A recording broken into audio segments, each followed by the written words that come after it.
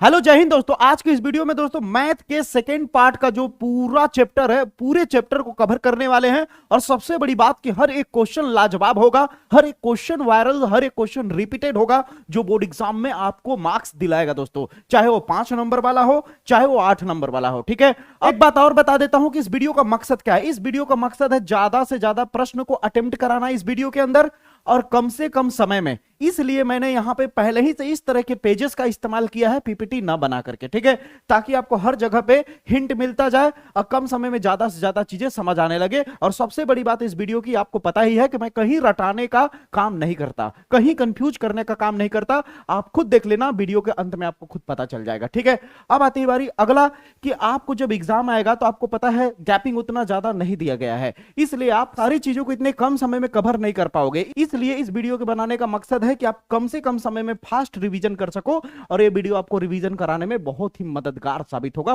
क्योंकि हर वैरायटी का question attempt किया हूं दोस्तों। ठीक है, तो दोस्तों हम लोग 7वें चैप्टर से लेके 13 की तरफ नहीं चलेंगे, हम लोग 13वें चैप्टर से लेके 7वें चैप्टर की तरफ चलेंगे, यानी बैक साइड अटैक करेंगे हम लोग। ठीक है, तो बिना देर के आइए शुरुआत करते हैं। तो दोस्तों हम लोग का 5 नंबर का यहां पे आपको पहला प्रश्न दिख रहा होगा, जो 2019 से लेकर के 2025 तक गजब खतरनाक रिपीट हुआ है। 19, 20, 22, 24, 25 के कोड नंबर आईजेड में, और इस बार भी पूछा जाएगा।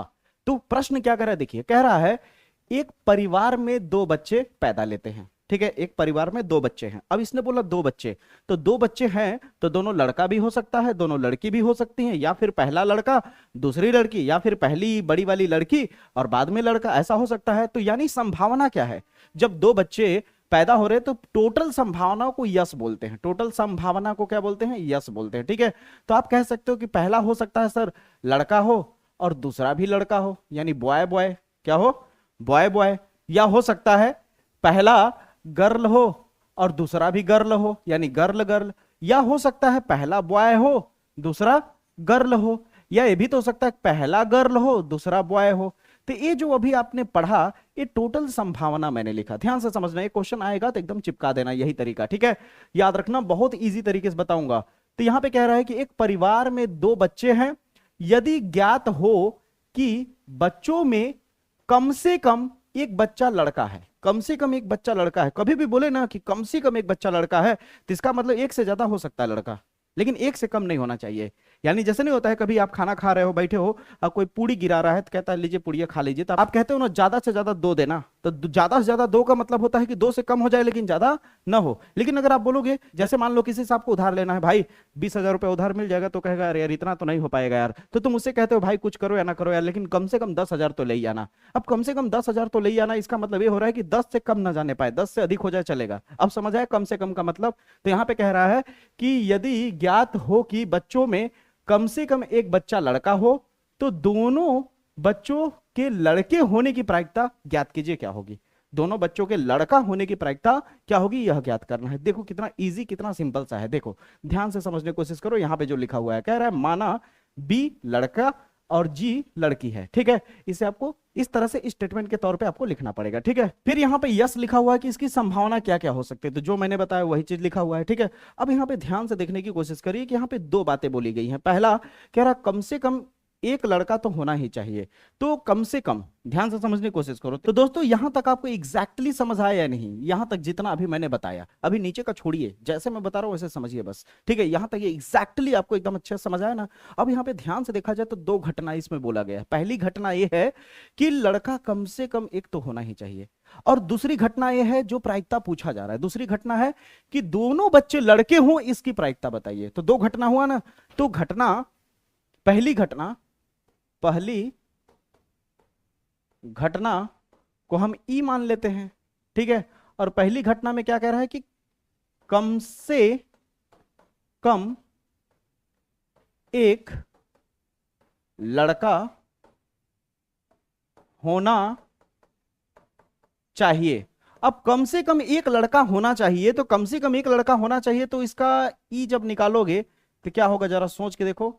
तो कम से कम का मतलब होता हो सकता है पहली लड़की हो दूसरा लड़का हो, ये भी हो सकता है। या पॉसिबिलिटीज हो पहला लड़का पैदा हो दूसरी लड़की पैदी हो।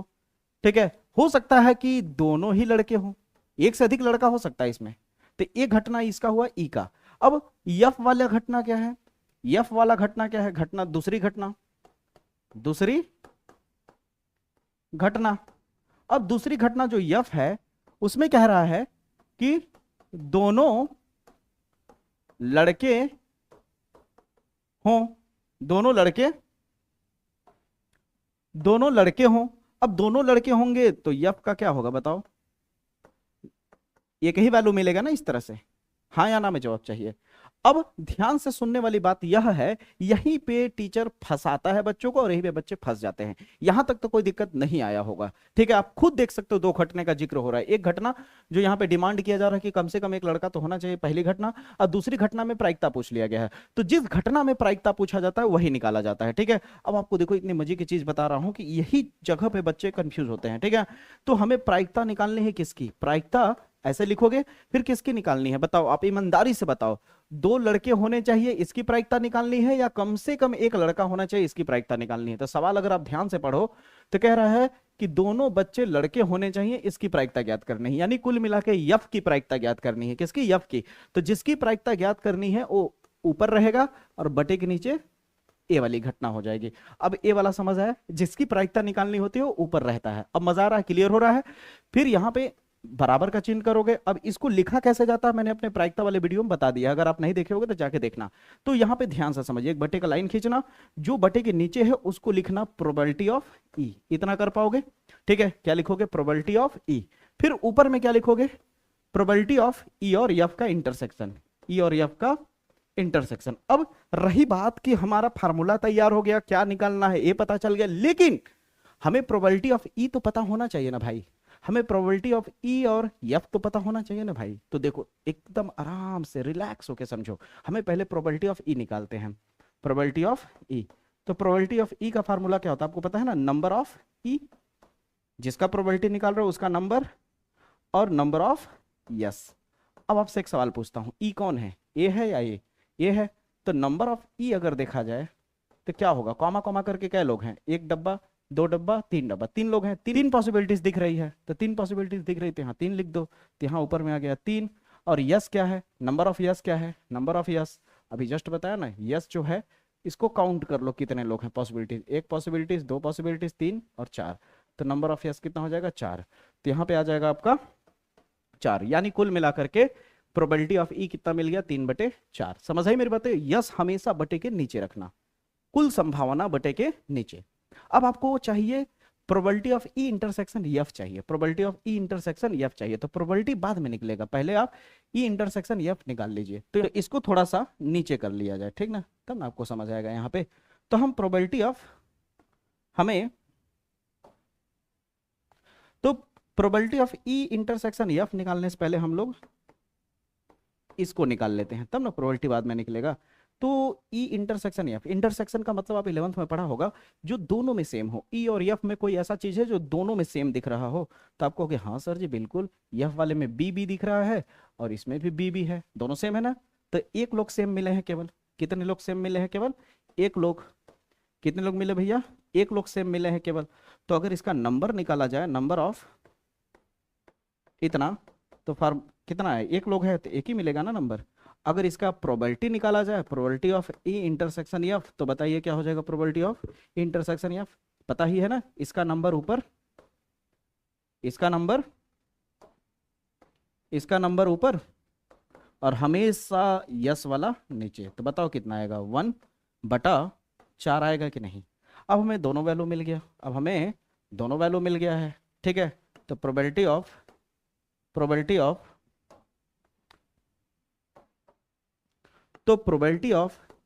यफ बटे ई बराबर क्या हो जाएगा आपका, इस पूरे के जगह पर क्या लिख दोगे, 1/4, और इस पूरे की जगह पे कितना लिख दोगे, 3/4, बटे के नीचे 4, बटे के नीचे 4 कट जाएगा, 1/3 आंसर आ जाएगा, ठीक है। तो यहाँ पे दोनों बच्चे होने की, यानी दोनों लड़के होने की प्रायिकता कितनी है, समझ गए, 1/3 है। अब यहीं पे सवाल मैं एक और जोड़ देता हूं, क्योंकि यहां पे हम सिखाने की कोशिश कर रहे हैं, न कि रटाने की, कि सवाल खत्म हुआ आगे निकल जाए। अगर यहीं पे सवाल उल्टा किया होता, ऐसे बोलता सवाल, यहां पे ध्यान से समझो, ठीक है, सीखने की कोशिश करो बच्चों। कह रहा है कि एक परिवार में दो बच्चे हैं, यदि ज्ञात हो कि दोनों बच्चे लड़के हों, यहां ऐसे बोल दे, और बोल दे कि कम से कम एक लड़का होने की प्रायिकता ज्ञात कीजिए। तो कम से कम एक लड़का होने की अगर प्रायिकता बोलता तो चीजें यहां तक सेम आता, यहां तक पूरा सेम आता, बस बदलता कहां पे, ए फार्मूला, जहां यफ है, यफ जो ऊपर है हट करके ई ऊपर हो जाता। क्यों? क्योंकि ई वाले की कम से कम एक लड़का होने की प्रायिकता पूछ रहा है, तो ई वाला ऊपर हो जाता। जिसकी प्रायिकता पूछता है वो इस वाले लाइन के ऊपर होता है। समझ आई मेरी बातें? ये प्रश्न उम्मीद नहीं पूरे 100% कह सकता हूं दावे के साथ कि क्लियर हो गया होगा। ठीक है, थोड़ा पेशेंस रखोगे तो बेहतर सिखा दूंगा मैं। ठीक है, ध्यान से देखना। यहां तक क्लियर हुआ? अब अगले प्रश्न की तरफ चलते हैं। अगला प्रश्न तुम्हारा क्या कह रहा है, ध्यान से समझो, पासा वाला आ गया। ठीक है, कह रहा है कि एक पासे में देख सकते हो 2025 और 2024 लगातार चिपकाया है, तो जितने क्वेश्चन करा रहा हूं ना उसी में से आ जाएगा, चिंता करने की कोई जरूरत नहीं। और एकदम सिमिलर क्वेश्चन होगा तो एक दो क्वेश्चन आपको प्रैक्टिस के लिए भी दूंगा। ठीक है, समझ आई मेरी बातें? ध्यान से देखिएगा। तो कह रहा है एक पासे को एक बार उछाला जाता है, तो एक पासे को जब एक बार उछालोगे तो इसकी टोटल संभावना क्या होगी, टोटल चांसेस क्या क्या हो सकते हैं। एक भी आ सकता है उछालने पे, हो सकता है किसी ने कहा थोड़ी, किसी ने कहा कि दो भी तो आ सकता है, किसी ने कहा तीन भी तो आ सकता है, चार भी तो आ सकता है, पांच भी तो आ सकता है, छह भी आ सकता है। यानी नंबर ऑफ यस कितना मिल जाएगा, काउंट करो कॉमा कॉमा करके, कैठे लोग हैं, एक दो तीन चार पांच छह लोग हैं, तो यहाँ छह हो जाएगा। समझ आई मेरी बातें? अगर यहां तक समझ आ गया तो अब देखते हैं इसमें कितनी घटनाएं दी गई हैं। तो यहाँ पे कहता है यदि घटना पासे पर प्राप्त संख्या 3 की अपवर्त्य हो, 3 की अपवर्त्य हो, अपवर्त्य का मतलब क्या होता है बता रहा हूं। ठीक है, 3 के अपवर्त्य हो को ई से, और पासे पर प्राप्त संख्या जो सम हो उसे यप से निरूपित किया गया है। यानी ई से किसको निरूपित किया गया है, जो अपवर्त्य हो। ठीक है, तो अपवर्त्य का मतलब ये होता है कि जैसे कि जो पासा है, ठीक ना, ये जो पासा है भैया, इस पासे पे अगर आप ध्यान से देखो, अगर मैं कहूं कि यहाँ 3 है तो इसके नीचे में क्या है, तो 3 के नीचे क्या दिखेगा, 6 दिखेगा। क्या दिखेगा, 6। तो 3 का अपवर्त कौन हो गया, 6। तो घटना ई जो मिलेगी वो क्या मिलेगी, 3,6 मिलेगा। और घटना यफ मत पूछो यार, इतने बड़े क्लास के हो, सम संख्या बोल रहा है कि यफ जो है सम संख्या प्राप्त होना वो यफ से रिप्रेजेंट किया जा रहा है। यहाँ लिखा हुआ है ना कि पासे पर क्या प्राप्त होना चाहिए, सम संख्या, और उसे किससे दर्शाया जा रहा है, घटना यफ से, तो यफ लिख दिया गया। ठीक है, तो सम संख्या कौन कौन हो सकता है, जो 2 के पहाड़े से कटे, 2 4 6। क्लियर हुआ यहां तक? अब हमने घटना ई और घटना एफ लिख दिया। अब तुम्हें इजी लग रहा होगा ये सारी चीजें, ठीक ना, कि पहले हमें क्या करना होता है, टोटल पॉसिबिलिटीज हर हालत में चाहिए, फिर उसके बाद 2 घटनाएं यूज होंगी। समझ है मेरे बातें? दोनों घटना को लिख दिया। यहां तक क्लियर हुआ या नहीं? अब देखो यहां तक क्लियर होने के बाद हमसे पूछ क्या रहा है, पहले वो जान लेते हैं। ठीक है, फिर कहता है निरूपित किया गया, बताइए कि यह घटनाएं स्वतंत्र है या नहीं। स्वतंत्र घटना के लिए पहले फार्मूला जान लो। अगर घटना स्वतंत्र होगा, मेरी बात को ध्यान से सुनना, अगर घटना स्वतंत्र होगा तो प्रोबेबिलिटी ऑफ ई और जो इंटरसेक्शन ऑफ एफ होगा वो बराबर होगा तुम्हारा probability of E into probability of F के। अगर इसका आंसर और इनका और इनका प्रोबेबिलिटी निकालने के बाद गुणा करने के बाद का आंसर जो आएगा और इसका जो आंसर आएगा अगर बराबर आ गया तो क्या है, स्वतंत्र घटना है, और बराबर अगर नहीं आया तो स्वतंत्र घटना नहीं होगी। समझ है मेरी बातें? तो यही चीज है यहाँ पे। तो ध्यान से देखो हमें क्या क्या चाहिए, हमें यस मिल गया है, घटना ई हमें क्या दिया है कि 3 का अपवर्त है। 3 का अपवर्त का मतलब होता है 3 का जस्ट नीचे कौन है, 6 होगा। ठीक है, फिर दूसरी घटना यफ आपको दी गई है कि यफ क्या है, सम संख्या है, तो 2 4 6 हो सकता है। अब बताओ इस फार्मूले पे हमें क्या क्या चाहिए, इस फार्मूले के हिसाब से हमारे को क्या क्या पता होना चाहिए, प्रोबेबिलिटी ऑफ ई और प्रोबेबिलिटी ऑफ एफ पता होना चाहिए। तो प्रोबेबिलिटी ऑफ ई निकाल देते हैं पहले। प्रोबेबिलिटी ऑफ ई निकालोगे तो क्या होगा, नंबर ऑफ ई ऊपर होगा, नंबर ऑफ ई ऊपर होगा और नंबर ऑफ यस नीचे होगा। तो प्रोबेबिलिटी ऑफ ई बराबर हो जाएगा आपका, नंबर ऑफ ई कौन है यहाँ पे, अगर नंबर ऑफ ई निकालोगे तो कितना मिलेगा, कितने लोग कॉमा कॉमा करके हैं, 2 लोग, तो 2 मिल जाएगा, तो ऊपर हो जाएगा 2, नीचे हो जाएगा आपका 6, काटोगे तो आ जाएगा 1/3। उसी तरह प्रोबेबिलिटी ऑफ एफ जब निकालोगे तो ऊपर लिखोगे नंबर ऑफ एफ और नीचे होगा टोटल यस। तो नंबर ऑफ एफ कौन है भैया, ये वाला, कितने लोग हैं इसमें, कॉमा कॉमा करके बताओ, मजा आ रहा है ना, क्लियर हो रहा है ना, 3 लोग हैं तो कितना हो जाएगा 3/6, काटोगे तो कितना आ जाएगा 1/2। अब हमें प्रोबेबिलिटी ऑफ क्या चाहिए, ई इंटरसेक्शन एफ। तो प्रोबेबिलिटी निकालने से पहले ई इंटरसेक्शन एफ तो निकाल लें, ई इंटरसेक्शन एफ तो निकाल लें। तो ई कौन है आपका, ये वाला है 3,6, इंटरसेक्शन किसका निकाल रहे हैं, 2,4,6 निकाले हो ना 11th में, नहीं निकाले हो तो भी सीख लो। इंटरसेक्शन का मतलब होता है कि दोनों में सेम कौन है। देखो इसमें देखा जाए 3 है 6 है, इसमें देखा जाए 2 4 6 है, तो कौन मैच किया, 6 मैच किया, तो केवल 6 आएगा। तो number of E intersection F निकाला जाए तो एक ही लोग हैं तो 1 आएगा। ठीक है, अब प्रोबेबिलिटी आसानी से निकाला जा सकता है इसका, probability of E intersection F आसानी से निकाला जा सकता है। नंबर ऑफ प्रोबेबिलिटी निकालने के लिए इसको नंबर में लिखा जाता है, बता चुका हूं। जिसका निकाल रहे हो उसे ऊपर में नंबर में और नीचे हर बार आलबेज टोटल, ठीक है। तो 1 हो जाएगा और नीचे में कितना हो जाएगा 6। अब हमें क्या कह रहा है, स्वतंत्र घटना के लिए, तो हम लिखेंगे स्वतंत्र घटना हेतु क्या होना चाहिए, स्वतंत्र घटना हेतु क्या होना चाहिए, probability of intersection of F जो है वो बराबर होना चाहिए probability of E into probability of F, ये बराबर होना चाहिए। चेक कर लेते हैं, तो इसका वैल्यू कितना है हमारे पास 1 इतना, तो यहाँ पे देख लेते हैं निकाल के प्रोबेबिलिटी ऑफ ई कितना आया हमारे पास, probability of E 1/3, probability of F कितना 1/2, हल करोगे तो कितना आ जाएगा 1/6 आएगा। हो गया ना, ये वाला इतना ही है और इधर का भी उतना ही आ गया। इसका मतलब कह सकते हो कि अतः ई व एफ एक स्वतंत्र घटना है।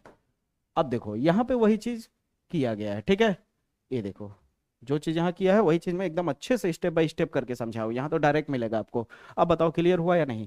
तो इस वैरायटी का क्वेश्चन किसी कीमत पे छोड़ोगे, कभी कभी आपसे पूछ देता है कि यह स्वतंत्र घटना है या नहीं, या फिर ये अपवर्जी घटना है क्या, तो उल्टा कर देना। समझ रहे हो ना, यहाँ तक क्लियर हुआ। अगले प्रश्न पे चले, तो अगला प्रश्न आ गया, एक पासे को 2 बार उछाला गया। लो कर लो बात, तगड़ा क्वेश्चन आ गया, ठीक ना। सारे 2026 में आने लायक क्वेश्चन है, ठीक है। 2024 में पूछा गया है, 25 में यूज नहीं किया गया है, तो आगे मैं कुछ बोलूंगा नहीं, इशारे में समझ गए होगे, ठीक है। तो आगे क्या कह रहा है, सवाल को देख लेते हैं। कह रहा है कि एक पासे को 2 बार उछाला गया है, ठीक है। एक पासे को 1 बार उछाला जाता है तो 6 लोग प्राप्त होते हैं, तो 2 बार उछाला जाएगा तो 36 लोग प्राप्त होंगे। क्यों? क्योंकि 6 का 6 से गुणा किया जाता है। तो यस कितना मिल जाएगा 36, कितना मिल जाएगा इस तरह से 36 मिल जाएगा। नंबर ऑफ यस कितना मिल जाएगा, सीधे सीधे 36 मिल जाएगा। फिर उसके बाद क्या है कि एक 2 घटना दी गई है, एक घटना ए है, कह रहा है पहली घटना जो है, मान लीजिए कि घटना ए जो है पहली उछाल पर विषम संख्या प्राप्त होना चाहिए, ये कहना चाह रहा है। पहले उछाल पे क्या होना चाहिए, विषम संख्या प्राप्त होना चाहिए, ठीक है भैया। पहले उछाल पर अगर विषम संख्या प्राप्त होगा, पहले उछाल पर क्या प्राप्त होगा, विषम संख्या प्राप्त होना चाहिए। तो कितनी विषम संख्याएं होती हैं मैं आपको बता रहा हूं, ध्यान से सुनते जाना, ठीक है। यहाँ डायरेक्ट लिखा है, मैं आपको करके दिखाऊंगा, ठीक है, ध्यान से समझिए। फिर कहता है कि पहले उछाल पर विषम संख्या प्राप्त होना चाहिए, और घटना बी जो है वो द्वितीयक उछाल पर विषम संख्या प्राप्त होना चाहिए। तो इस स्थिति में आपको बताना है कि ये जो ए और बी है यह स्वतंत्र घटना है या नहीं है, ये परीक्षण करना है। यहां तक समझ आई मेरी बातें। अब यहाँ पे जो लिखा है ध्यान दीजिए, ये 36 क्या है, 2 बार पासे को उछाला जाएगा तो 36 आएगा। समझ आई मेरी बातें। मतलब कि 2 बार उछाला गया तो 6 का 6 से गुणा किया गया, 3 बार उछाला जाता तो 6 का 3 बार गुणा करते। समझ आई मेरी बातें। तो इस तरह से हमें टोटल तो पता चल ही जाता है। अब आती ही बारी कि यहाँ पे क्या कह रहा है, ध्यान से समझिए। कह रहा है कि ये जो 36 मिला, हमें क्या मिल गया, नंबर ऑफ यस मिल गया, ठीक ना। क्या मिल गया 36। अब ध्यान से सुनिए मेरी बात को बड़ी गहराई से। यदि सभी 36 मौलिक घटनाओं को संभावी मान लिया जाए तो क्या होगा कि 36 है तो 36 का आधा कर दिया जाए तो आधा विषम के लिए होगा और आधा सम के लिए होगा। यानी 18 बार सम प्राप्त होगा, 18 बार विषम प्राप्त होगा। यानी पहली उछाल के लिए अगर देखा जाए तो टोटल कितने विषम प्राप्त हो सकते हैं अलग अलग तरीके से, तो कितने तरह के तैयार हो सकते हैं, 18 बार तैयार हो सकते हैं। कितने बार तैयार हो सकते हैं, 18 बार। तो पहला ए के लिए क्या बोला था कि विषम संख्या प्राप्त होना चाहिए, तो विषम संख्या 18 बार प्राप्त होगा, और 36 क्या हो गया टोटल वाला, डिवाइड कर देंगे, प्रोबेबिलिटी ऑफ ए मिल जाएगा। अब घटना बी के लिए बोला कि दूसरी उछाल पे, दूसरी उछाल जैसे मान लो ये सम संख्या, दूसरी उछाल पे क्या होना चाहिए, विषम। तो इस तरह से कितने होंगे, तो इसमें भी 18 ही होंगे, आधा होता है। अगर सम बोला होता तो भी यही करते। समझ आई मेरी बातें।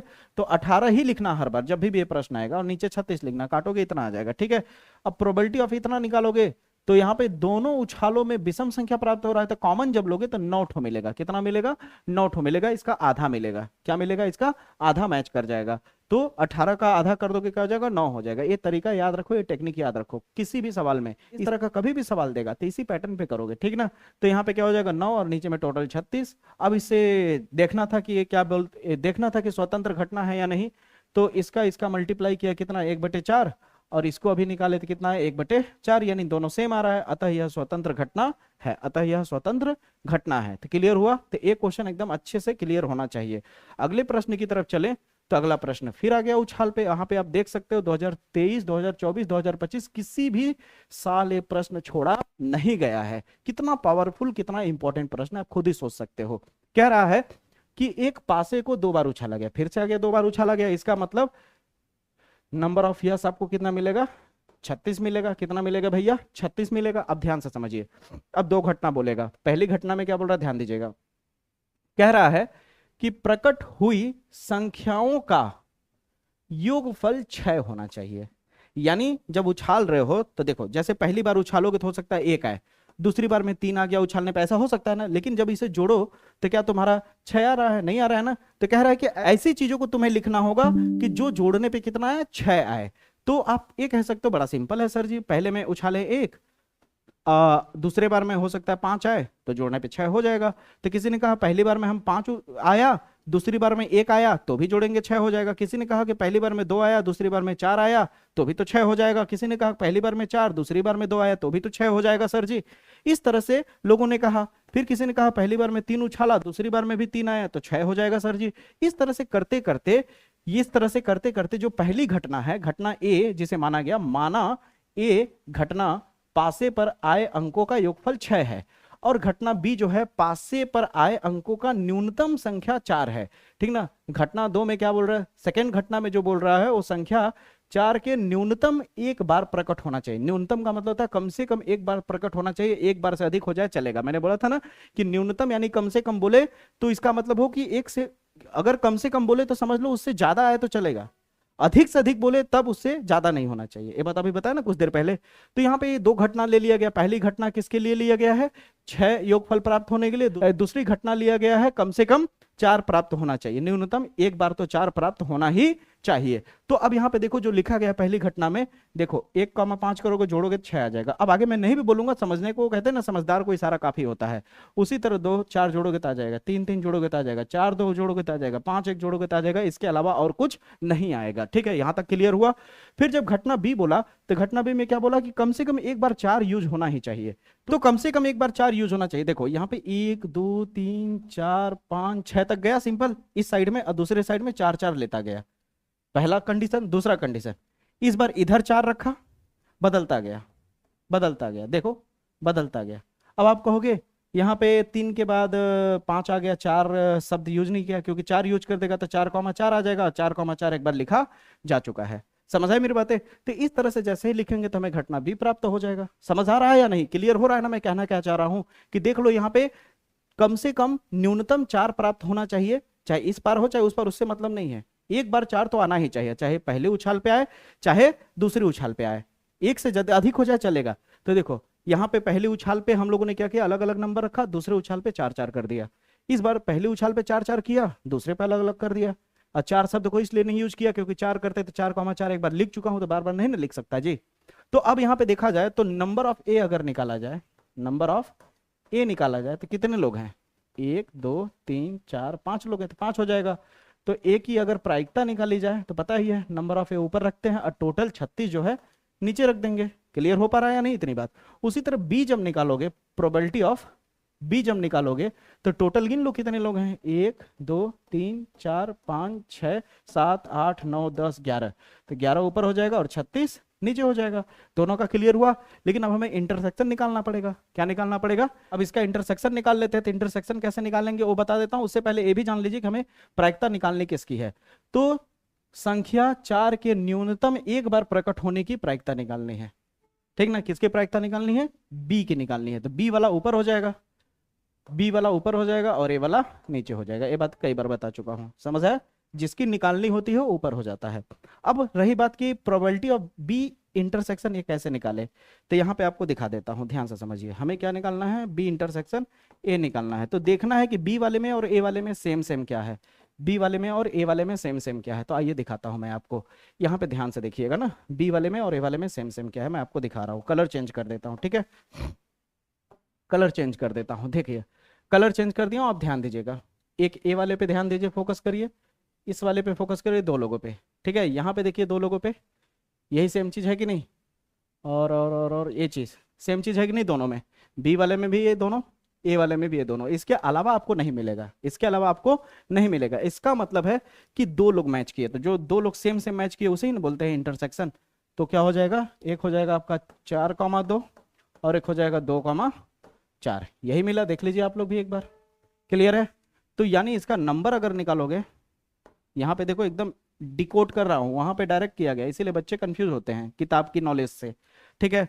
तो कितना हो जाएगा, नंबर निकालोगे तो भाई 2 हो जाएगा। अब इसी का प्रोबेबिलिटी अगर निकालोगे, बी इंटरसेक्शन ए निकालोगे, तो पता है यह नंबर को ऊपर रखते हैं, टोटल को नीचे काट दोगे तो कितना हो जाएगा, 1/16 18 आ जाएगा, 18 दूनी 36 होता है ना। तो अब आप ध्यान से देखो, हमें क्या निकालना था, प्रोबेबिलिटी ऑफ बी ए निकालना था। तो क्या हो जाएगा, probability of B intersection A बटा प्रोबेबिलिटी ऑफ ए। क्यों लिखा है, क्योंकि ए को निकालना है। तो यहाँ पे हो जाएगा आपका, इसका वैल्यू कितना आया है, 1/18, और इसका वैल्यू प्रोबेबिलिटी ऑफ ए कितना आया है, देखो यहाँ पे निकाला है, मैं वहाँ डायरेक्ट लिखा हूँ, वो देखो 5/36 आया है ना।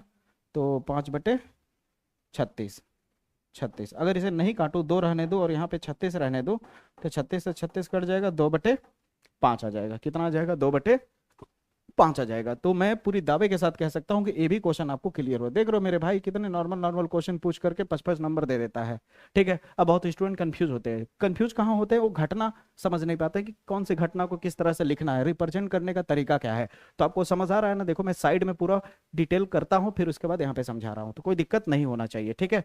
अगले प्रश्न की तरफ चले। तो अगला प्रश्न, इस प्रश्न को मैं जितना भी कहूँ उतना कम है, बहुत ही पॉपुलर क्वेश्चन है, बहुत इंपॉर्टेंट। 2024 में आया है, 2026 में आने का चांसेस 90% से ज्यादा है, समझ रहे हो। तो याद रखना, इस तरह का क्वेश्चन आने का चांसेस बहुत ज्यादा है। तो कैसे करेंगे, ध्यान से समझो इस सवाल को, पहले एक बार थोड़ा सा ध्यान से समझ लो।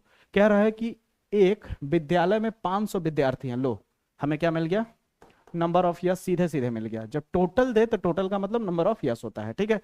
तो 500 विद्यार्थी है, जिसमें से ये भी समझना पड़ेगा, जिसमें से 230 लड़के हैं, लो ये भी क्लियर हो गया। 230 कितने हैं, लड़के हैं, ध्यान से सुनते जाना। 230 कितने हैं, लड़के हैं। फिर कहता है यह ज्ञात है कि 20% लड़के 12th क्लास में पढ़ते हैं। 20% लड़के कितने क्लास में पढ़ते हैं, 12th क्लास में पढ़ते हैं, सुनते जाना। फिर क्या कहता है, यादृच्छा, यानी बिना देखे, बिना किसी से पूछे, जांच पड़ताल किए एक लड़के को बुलाया जाता है, चुना जाता है, ठीक है। तो जब बिना देखे चुना जाता है, तो जाहिर सी बात है वो विद्यार्थी लड़का ही होगा, वो विद्यार्थी लड़का ही हो और कक्षा 12 में पढ़ता हो। इसकी क्या प्रायिकता है, जैसे आप आराम से समझने की कोशिश करो। 500 लोग टोटल है, जिसमें से लड़के कितने हैं, 230 हैं, 230 लड़के हैं। अब इस 230 में भी अगर ध्यान से देखा जाए तो 20% जो लड़के हैं वो कक्षा 12 के हैं। ये जो 20% लड़के हैं ये कक्षा 12 के हैं, और बाकी जो बचे वो लड़कियां हैं। भाई 500 में से 230 घटा दो तो बाकी जो बचेगा लड़कियां बचेंगे ना। तो कह रहा है कि इन पूरे 500 लोगों में से बिना देखे किसी एक को निकाला जाता है। तो जब बिना देखे किसी एक को निकाला जाता है तो इसकी क्या प्रायिकता है कि वह एक लड़का होगा, पहला वह एक लड़का हो और साथ में वो कक्षा 12 का हो, साथ में वो क्या हो, कक्षा 12 का हो। इसकी क्या प्रायिकता है, तो ध्यान से देखो, आराम से इजी करके समझो। सबसे पहले विद्यालय में टोटल संख्या कितनी है, 500, और लड़कों की संख्या कितनी है, इतनी। चलो भाई इतना क्लियर हो गया। अब यहां पे देखो घटना लिख रहा है कि विद्यार्थी कक्षा 12 का हो, उसको हम घटना ई मान रहे हैं। ध्यान से सुनना, कि विद्यार्थी कक्षा 12 में पढ़ता हो, उसको हम क्या मान लिए, घटना ई। दो ही घटना यूज हो रहा है ना, कि क्या कहते हैं, वो कक्षा 12 में पढ़ता हो और विद्यार्थी कैसा हो, लड़का हो। तो ई जो मैंने माना वो विद्यार्थी कक्षा 12 में पढ़ता हो, और घटना यफ को मैंने मान लिया कि विद्यार्थी लड़का होना चाहिए। ठीक है, यहां तक क्लियर हुआ। अब हम यहां पे निकालते हैं probability of F, probability of F यानी घटना एफ। क्यों निकाल रहे हैं इसको, कारण बताता हूं थोड़ी देर में, ठीक है। अगर हम यहाँ पे प्रोबेबिलिटी ऑफ एफ निकाल दें तो एफ का क्या होता है, लड़के कितने हैं, विद्यार्थी लड़का हो, टोटल लड़के कितने हैं 230, तो 230 ऊपर हो जाएगा, टोटल संख्या नीचे हो जाएगा, काटोगे तो 23/50 आ जाएगा। ठीक है, यहां तक क्लियर हुआ। उसी तरह तुम्हें जब ये निकल जाएगा तो उसके बाद तुम्हें निकालना होगा probability of E intersection F. तो probability of E intersection F निकालने का तरीका यह है कि जो टोटल लड़के थे आपके कितने, 230। अब इस 230 में 230 टोटल लड़के हैं, जिसमें 230 में 20% 12th क्लास के हैं। तो कैसे पता चलेगा कि 20% कितना हुआ इसमें से, तो तुम इसमें का क्या करोगे, 20% निकालोगे। इतना तो देखो भाई छोटे बच्चे निकाल लेंगे यार, परसेंटेज हटाओगे तो 100 आ जाएगा। 1 0 से 1 0, 1 0 से 1 0 कट गया, समझ है मेरी बातें, यानी 23 × 2 है। ठीक है, 6, 2 दूनी 4, यानी 46 लड़के कक्षा 12 के हैं। समझ आई मेरी बातें? 46 बच्चे कितने हैं? कक्षा 12 के हैं। समझ आई मेरी बातें? तो 46 बच्चे हो गए कक्षा 12 के। ये हो गया तुम्हारा इंटरसेक्शन निकला, ठीक है, नंबर ऑफ इंटरसेक्शन कह सकते हो। और इसका प्रोबेबिलिटी निकालने के लिए 500 से डिवाइड कर दिया गया। ये सबके तामझाम में मत जाओ, यहां समझो जैसे मैं बता रहा हूं, समझ रहे हो ना? तो यहाँ पे जो निकाला गया, देखो ध्यान से समझो ना, आराम से क्लियर हो जाएगा, ठीक है। चाहे देखो विद्यार्थी कक्षा 12 में पढ़ता हो, विद्यार्थी कक्षा 12 में पढ़ते हो, कितने लोग? 46 लोग हैं। और विद्यार्थी टोटल कितने हैं? 300। लड़के कितने हैं टोटल? 320 है। तो आपसे एक सवाल पूछ रहा हूं, ये जो 300, ये तो टोटल विद्यार्थी कितने हैं? 230 है। तो ये 230 जो विद्यार्थी, 230 में भी तो 12 क्लास के हैं। ये जो 46 निकल के आया है 20%, वो भी तो इसी में शामिल हैं, इसी के अंदर थे ना, इनको मिला के ना गिना गया था 230, तो इसी के अंदर है, इसलिए इसका इंटरसेक्शन 46 आ रहा है। समझ रहे हो? ई और एफ का। अब प्रोबेबिलिटी निकालोगे जैसे ही, तो टोटल का डिवाइड कर दोगे 46 में। अब समझ में आ गया होगा। तो हमें क्या मिल गया? प्रोबेबिलिटी ऑफ ई एफ मिल गया, और हमें प्रोबेबिलिटी ऑफ एफ निकल गया। अब प्रश्न में जो पूछा गया था, ये पूछा गया था कि वो लड़का हो और साथ में क्या होना चाहिए? कक्षा 12 का होना चाहिए। तो कक्षा 12 का होना चाहिए और साथ में लड़का होना चाहिए, ठीक है। तो कक्षा 12 में 20% लड़के पढ़ रहे हैं, कक्षा 12 में 20% पढ़ रहे हैं, ध्यान से सुनते जाना। तो इसका मतलब प्रायिकता हमें ई का निकालना है। किसका निकालना है? कक्षा 12 का होना चाहिए। यही लिखा है ना कि हमें किसकी प्रायिकता निकालनी है? कि कक्षा 12 में पढ़ना चाहिए, उसकी प्रायिकता बताइए। और कक्षा 12 में 46 लड़के हैं, ठीक है।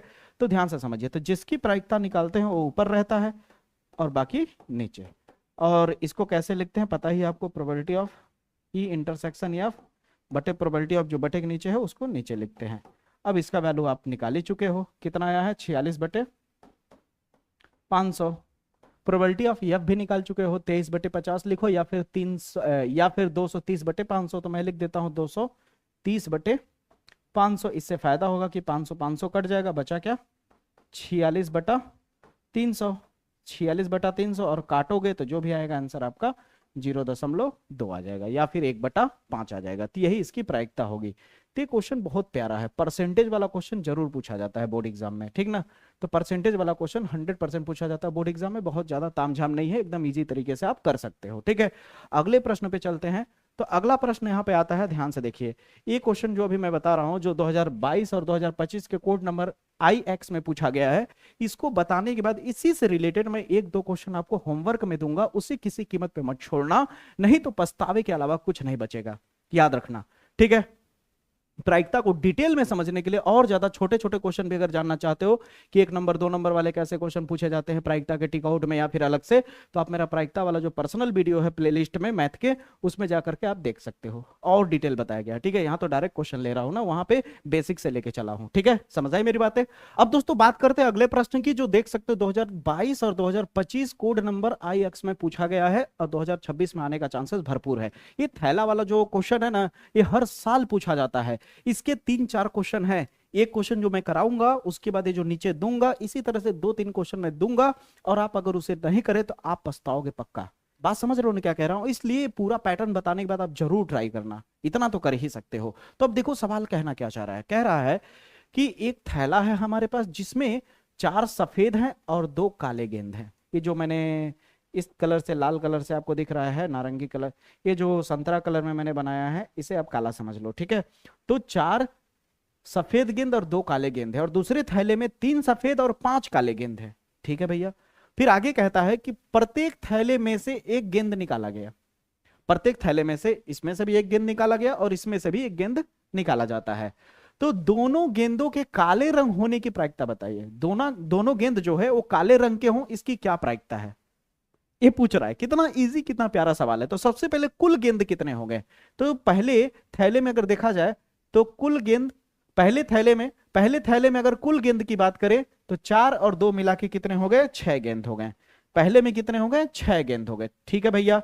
अब 6 गेंद टोटल हो गए, तो इसमें से जब मैं निकालूंगा ऐसे करके बिना देखे, तो 6 में से कोई एक निकलेगा ना, 6 में से कोई एक निकलेगा ना, तो 6 नीचे हो जाएगा, टोटल नीचे हो जाएगा, टोटल क्या हो जाएगा? नीचे हो जाएगा। और हमें क्या निकालना है? काले रंग का गेंद निकालने की सोचा हूं मैं। तो इसमें टोटल कितने काले गेंद हैं? 2। तो ऊपर में लग दोगे 2, काटोगे तो आ जाएगा 1/3। वही चीज यहां दिख रहा होगा, वही चीज यहां दिख रहा होगा कि पहले थैले में से काले गेंद निकालने की प्रायिकता क्या होगी, 2/6 होगी। सेम काम, सेम प्रोसीजर दूसरे थैले में, फिर लिखोगे पुनः, दूसरे थैले में कुल गेंद कितने हैं, 8 हैं, 5 3 8 हो जाएगा। अब इसमें से बिना देखे निकालेंगे तो बटे के नीचे 8 लिखो, ठीक, बटे के नीचे 8 लिखो। अब इसमें से बिना देखे निकालना है, हमारी संभावना, हमारी क्या उम्मीदें हैं कि काला गेंद निकले। अब काला गेंद भैया इसमें कैठो है, 5 ठो है, तो 5 ऊपरवा लिख दोगे, 5 ऊपरवा लिख दोगे, ठीक है, तो हो जाएगा 5/8 जो होगा वो दूसरे थैले में से काले गेंद निकालने की प्रायिकता हो जाएगी। इस तरह से स्टेटमेंट जरूर लिखना, ठीक है। यहां तक क्लियर हुआ? अब यहां तक क्लियर हो गया तो बोल रहा है कि हमें क्या निकालना है कि दोनों गेंद काले रंग के होने चाहिए, उसकी प्रायिकता ना, तो जो दोनों प्रायिकता आया है इन दोनों को गुणा कर दोगे। जैसे गुणा करोगे तो जो आएगा, ये दोनों काले रंग के गेंद हो उसकी प्रायिकता हो जाएगी। बताओ समझ आया या नहीं? इसी पैटर्न पे इस नीचे वाले को करना है, कर पाओगे? पक्का, बहुत सही। तो इसे भी आप करोगे, होमवर्क रहेगा, ठीक है। इसके बाद यहां पे जो दे रहा हूं ये भी आपका क्या होगा, HW होगा। जैसा कि मैंने बताया कि 2-3 क्वेश्चन दूंगा होमवर्क पे, सारे क्वेश्चन वायरल, सारे क्वेश्चन लाजवाब है मेरे भाई, समझ रहे हो, सारे क्वेश्चन लाजवाब है, ठीक है, सारे क्वेश्चन लाजवाब है। अगले क्वेश्चन पे आ जाते हैं। एक बॉक्स में 10 कार्ड है, ध्यान से समझो। हाँ, एक बात और बता दूं, अभी मैंने जो परसेंटेज वाला क्वेश्चन किया था, तो आप अपने क्वेश्चन बैंक में जाकर के देखना या अनसॉल्व से निकाल लेना, कम से कम टॉप 3 परसेंटेज वाला और क्वेश्चन अटेम्प्ट कर लेना, ठीक है। यहां तक क्लियर है? अब ध्यान से समझने की कोशिश करो अगला क्वेश्चन। तो अगला क्वेश्चन है दोस्तों, 2026 में आने का भरपूर चांसेस है। कह रहा है कि एक बक्से में 10 कार्ड है, एक बक्से में 10 कार्ड है, 1 से लेकर के 10 तक। लो भैया, तब यस मिल गया मुझे। यस कितना हो गया, 10 हो गया, क्योंकि गिन लो 1 2 3 4 5 6 7 8 9 10, तो नंबर ऑफ यस जो होगा वो 10 होगा, यानी बटे के नीचे रखने वाला वैल्यू मुझे मिल गया। अब आगे कहता है भैया कि इस बक्से में से एक कार्ड यादृच्छा निकाला जाता है। इस बक्से में से जो कार्ड निकाला जाता है वो यादृच्छा यानी बिना देखे निकाला जाता है। अब जब बिना देखे निकाला जाता है तो उसके बाद अब देखो यहीं से घटना बनना शुरू हो जाएगा। निकाला जाता है तो कहता है यदि यह ज्ञात हो हमें कि निकाले गए कार्ड पर संख्या 3 से अधिक हो, 3 से अधिक हो, एक घटना मिला, दूसरा घटना देखो, तो संख्या सम संख्या होने की प्रायिकता ज्ञात कीजिए। तो सम संख्या होने की प्रायिकता, यानी अब सम संख्या जो बोला ये दूसरी घटना हो गई। कितना इजी है घटना पहचानना, तो ध्यान से समझो। ये हो गया यस। अब यहां पे ध्यान से देखो, यहां ऊपर में आप स्टेटमेंट लिख देना, आपकी मर्जी है, चाहे ए लिखो, चाहे ए बी लिखो, चाहे घटना ए बी लिखो या फिर घटना ई एफ लिखो, आपके ऊपर डिपेंड करता है, रटने वाला काम नहीं है, ठीक है। तो कह रहा माना ए घटना निकाले गए कार्ड पे सम संख्या के लिए दर्शाया जा रहा है और जो घटना बी को दर्शाया जा रहा है किसके लिए, 3 से अधिक संख्या के लिए। तो ए घटना को हमने दर्शाया सम संख्या, तो 10 में से सम संख्या कौन कौन हो सकता है, 2 हो सकता है, 4 हो सकता है, 2 हो सकता है, 4 हो सकता है, 6 हो सकता है, 8 हो सकता है, 10 हो सकता है। तो सम संख्या को ए वाले में लिख दिया। बी वाले में, बी वाले की कंडीशन क्या है, बी वाले की कंडीशन यह है कि क्या होना चाहिए, 3 से बड़ी होनी चाहिए। तो 3 से बड़ी संख्या कौन कौन सी इसमें टोटल दिख रही है, 4 5 6 7 8 9 10, ये दिख रहा है। इसमें सम विषम से कोई लेना देना नहीं, ठीक है ना, पूरा बड़ा लिख दो, ठीक है। 3 से बड़ी होनी चाहिए। यहां तक क्लियर हुआ? अब तुम्हें बताओ ये पूछ क्या रहा है, सम संख्या की प्रायिकता पूछ रहा है, सम संख्या की प्रायिकता पूछ रहा है, तो जिसकी प्रायिकता पूछ रहा है वो बटे के ऊपर रहेगा और बाकी नीचे। अब मजा आ रहा है, क्लियर हो रहा है? ये कैसे लिखा जाता है ये भी क्लियर हुआ कि नहीं, क्लियर हुआ कि नहीं? खुद बोल रहा है सम संख्या की प्रायिकता निकालिए, तो सम संख्या वाले को ऊपर लिख दिया, ए वाले को, अब बी वाले को नीचे लिख दिया। इसका फार्मूला क्या बनेगा, probability of A intersection B बटे probability of B. Probability of B यहां से निकाल लेते हैं, प्रोबेबिलिटी ऑफ बी निकालोगे, टोटल वाला नीचे जाएगा, टोटल कितना है 10, बी कितने लोग हैं 1 2 3 4 5 6 7, तो 7 हो जाएगा, लो यहां नीचे आ जाएगा 7/10, 7/10। अब ए इंटरसेक्शन बी, इंटरसेक्शन क्या निकाला जाता है, ए इंटरसेक्शन बी निकाल लो, फिर बाद में प्रायिकता निकालना, पहले इंटरसेक्शन निकाला जाता है फिर बाद में प्रायिकता, ठीक है। तो इंटरसेक्शन का मतलब होता है सेम सेम क्या है, ए और बी में सेम क्या है, 4 सेम है, 6 सेम है, 8 सेम है, 10 सेम है, मिला सकते हो ए वाले में और बी वाले में, ठीक है। समझ आई मेरी बातें? तो देख सकते हो ए में 4 है, बी में भी 4 है, बी में 6 है, ए में भी 6 है, 8 है, इसमें भी 8 है, इसमें भी 10 है, इसमें भी 10 है। कितने लोग हो गए, 1 2 3 4 लोग हो गए। तो इसकी अगर प्रायिकता निकालोगे तो 4 ऊपर हो जाएगा और टोटल संख्या नीचे, टोटल संख्या कितना 10 10 10, 2/5, तो 2/5 या फिर मत काटो 10 कट जाएगा, तो कितना हो जाएगा 4/10 और नीचे में 7/10, 10 से 10 काट दोगे 4/7 आंसर आएगा, 4/7 आंसर आएगा। बताओ कितना इजी है, धजिया उड़ा दोगे क्वेश्चन है सब चीजों का। समझ आई मेरी बातें, क्लियर हुआ? अगले क्वेश्चन की बात करूं तो अगला क्वेश्चन है तुम्हारा ए वाला। उसी तरह दोस्तों यहां पे एक और क्वेश्चन है, इस क्वेश्चन को होमवर्क ले लीजिए, आप ट्राई मार लीजिएगा। इस क्वेश्चन को देखते हैं। अब इतना बेसिक चीजें बता दिया है तो ये सारी चीजें अब उतना दिक्कत आनी नहीं चाहिए, तो आप जरूर ट्राई करेंगे इस क्वेश्चन को। यहां तक अगर आपका हो गया तो अब दोस्तों हम लोग इंटर कर चुके हैं 12 चैप्टर यानी 12वें चैप्टर यानी रैखिक प्रोग्रामन की तरफ, ठीक है, जिसमें से आपको पता है कि केवल एक एक्सरसाइज है और 10-12 ठो क्वेश्चन है, ज्यादा कुछ है नहीं, और सारे सिमिलर क्वेश्चन है। एक भी अगर सही तरीके से सीख गए तो ये फिक्स होता है कि 5 नंबर तो कोई रोक नहीं सकता, ठीक है। जिसकी मैथमेटिक्स बहुत कमजोर होती है तो इन्हीं सारी चीजों को अच्छे से तैयार करके अपना स्कोर पासिंग मार्क तक पहुंचा लेते हैं बच्चे, ठीक है। तीन सारी चीजों को कतई नहीं छोड़ना है, ठीक है। अब रही बात, इसको बहुत लोग जैसे मन तैसे करा देते हैं, कहते हैं कि कुछ भी भर दो डब्बे में हो जाएगा काम। नहीं, इसका सही रूल यहां पे अगर आपको 5 नंबर 8 नंबर दे रहा है तो इस स्टेटमेंट पे दे रहा है। स्टेटमेंट सबसे बड़ी रोल प्ले करता है इसमें का।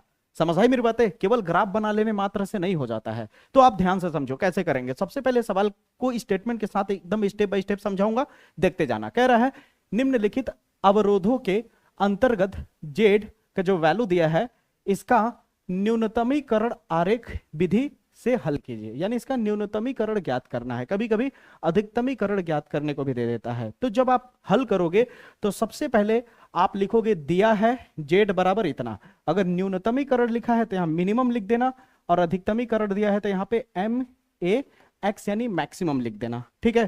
फिर उसके बाद इसके लिए कुछ अवरोध दिया गया है। अवरोध क्या दिया गया है ध्यान से समझो, एक ए है एक ए है, और जब x के साथ 0 या y के साथ 0 इस तरह से दिखे तो इन दोनों को लिखने की जरूरत नहीं है, फंसाने के लिए देता है, ठीक है। तो इन दोनों को आप यहाँ पे उतार दिए, दिया गया अवरोध, ठीक है। अब अगर आप ध्यान से देखो तो यहाँ पे अगर आप ध्यान से देखो तो लेस देन दिया हुआ है। लेस देन ग्रेटर देन जैसे शब्दों का जब प्रयोग होगा तो इसे हल करते दौरान इसे ये अभी फिलहाल असमीका के रूप में है, 11th में पढ़ा होगा रैखिक असमीका, ठीक है। लेकिन इसे आप समीकरण के रूप में बदलेंगे तो ये अवरोध जो है दिए गए अवरोधों को समीकरण में लिखने पर, देखो एकदम इजी तरीके से समझा दूंगा, कहीं डाउट नहीं रहेगा, ये मैं वादा कर रहा हूं, देखते जाना बस, ठीक है। तो अब यहां पे हम इसे समीकरण में बदल लेंगे भैया, ठीक है। तो समीकरण में जब बदलेंगे तो क्या हो जाएगा x प्लस 2y, अभी लेस देन ग्रेटर देन कुछ भी हो यहां पे आप बराबर लिखना, और ये हो गया समीकरण नंबर 1। यहां तक क्लियर है? उसी सेम तरीके से आप समीकरण 2 बनाओगे। समझ आई मेरी बातें? उसी सेम तरीके से आप समीकरण 2 लिख लो, उसी सेम तरीके से समीकरण 2 लिख लो। कितना है 3x प्लस वाई बराबर 15, इसका नाम दे दोगे समीकरण नंबर 2। यहां तक क्लियर है? जब आप समीकरण बना लोगे तो उसके बाद आपको बिंदु प्राप्त करना होता है। तो बिंदु प्राप्त करने के लिए ध्यान से समझो, बिंदु प्राप्त करने के लिए मेरी बात ध्यान से सुनना, बिंदु प्राप्त करने के लिए बहुत लोग क्या करते हैं, डब्बा बनाते हैं, अपने मर्जी से कुछ भी एक्स की जगह वाई की जगह भर करके कर देते हैं। लेकिन मैं जो बताऊंगा उसको अगर आप समझ गए तो आपका ये बिंदु जो होगा आप अपने एनसीईआरटी बुक से जब मैच कराओगे वहां भी मैच करेगा, यानी एकदम सटीक रहेगा। तो ध्यान से समझो करना क्या चाहिए। यहाँ पे जो मैं समझा रहा हूँ ध्यान से देखना, ठीक है। अभी इसे मैं बता रहा हूँ, मिटा भी दूंगा थोड़ी देर में इसको, ये बेसिक है, ठीक है। आप याद रखो रैखिक समीकरण का जो फार्मूला होता है वो होता है x बटे ए प्लस वाई बटे बी बराबर 1 होगा, ठीक है। अगर x के हिसाब से देखा जाए तो यहाँ जो बिंदु प्राप्त होगा, मुझे बिंदु ब्रैकेट लिखना है, कॉमा करना है, x के नीचे कौन है a, तो यहाँ a लिखना है और इधर 0। y के लिए जब बिंदु प्राप्त करोगे y के हिसाब से तो तुम्हें मिलेगा यहाँ पे क्या, y इधर होता है कॉमा के, तो इधर 0 होगा और इधर क्या हो जाएगा b, तो 2 बिंदु प्राप्त हो जाएगा। कैसे प्राप्त करना है यहाँ पे देखो, सबसे पहले इस समीकरण में देखो यहाँ 1 है। 1 का मतलब होता है कि तुम्हारे पास यहाँ जो समीकरण दिया है, यहाँ जो 10 दिया है, 10 को किसी तरह 1 बनाना है, ठीक है। तो ध्यान से समझो, यहाँ हम बिंदु प्राप्त करने के लिए कर रहे हैं, ठीक है। तो यहाँ पे हम समीकरण 1